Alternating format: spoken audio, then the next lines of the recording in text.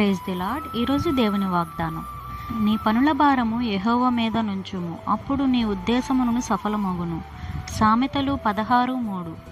చాలా సందర్భాల్లో మన పనుల కోసం ఇతరులపై ఆధారపడుతూ ఉంటాము. కొన్ని పనులు చేసుకోవడానికి మనకు శక్తి సరిపోదు, లేదంటే మన పనులు చేసుకోవడానికి బద్దకించి ఇతరులపై ఆధారపడతాము.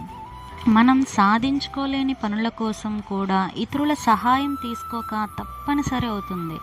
అయితే మన పనుల కోసం మనుషులపై ఆధారపడినప్పుడు కూడా ఆ పనులు మనం సాధించుకోలేక చాలా ఇబ్బందులకు గురవుతూ ఉంటాము.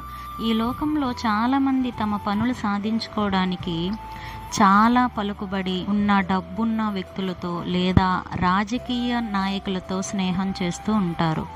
వాళ్ళని సంతోషపెట్టడానికి ఎన్నో చేస్తూ ఉంటారు. అయితే అదంతా కేవలం స్వార్థంతో చేసేదే తప్ప వాళ్ళంటే ఏమాత్రం ప్రేమ ఉండి కాదు. దేవుడిని ప్రేమించేవారు దేవునిపై ఆధారపడి జీవించుట వలన వారి ప్రతి పనిని సాధించుకోగలుగుతారు. మన ప్రతి పని కొరకు దేవుని మీద ఆధారపడినప్పుడు దేవుడు మన పనులను నెరవేర్చుటకు మనల్ని సులువైన మార్గంలో నడిపిస్తాడు. చాలామంది అంటారు, దేవుడు మనకి తెలివితేటలు ఇచ్చింది మన పనులు మనమే చేసుకోవాలని కదా అని. నిజమే, మనమే చేసుకోవాలి. అయితే మనం చేసుకునే పనులు కేవలం మన తెలివితేటలతోనే కాకుండా దేవుని యొక్క పర్యవేక్షణలో జరగటం వలన మన పనులను తేలికగా సాధించుకోవచ్చు. మనుషులను నమ్ముట కంటే యెహోవాను ఆశ్రయించుట మేలు అని కీర్తనలు 118:8 ఉంది కదా.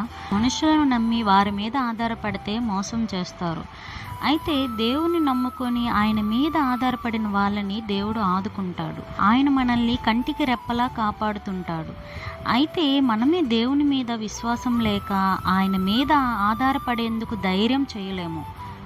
దేవుణ్ణి నమ్మేవాళ్ళు, విశ్వాసులమని చెప్పుకునే వాళ్ళు సైతం కొన్ని క్లిష్టమైన పరిస్థితులలో దేవుని మీద ఆధారపడకుండా మనుషులను ఆశ్రయిస్తూ ఉంటారు. అప్పుడు దేవుడు బాధపడతాడు. దేవుడు తగిన సమయమందు తప్పక సహాయం చేస్తాడు. అప్పటిదాకా ఆగలేక తమ విశ్వాసాన్ని కోల్పోతూ ఉంటారు. మన పనుల భారము దేవుని మీద మోపినప్పుడు దేవుడు తన ఉద్దేశాల్ని సఫలం చేస్తాడు. మన పనులలో అపజయం రాకుండా దేవుడు మనకు సహాయం చేస్తాడు. ఈ వాగ్దానం దేవుడు మన జీవితాలలో నెరవేర్చునుగాక. ఆమేన్.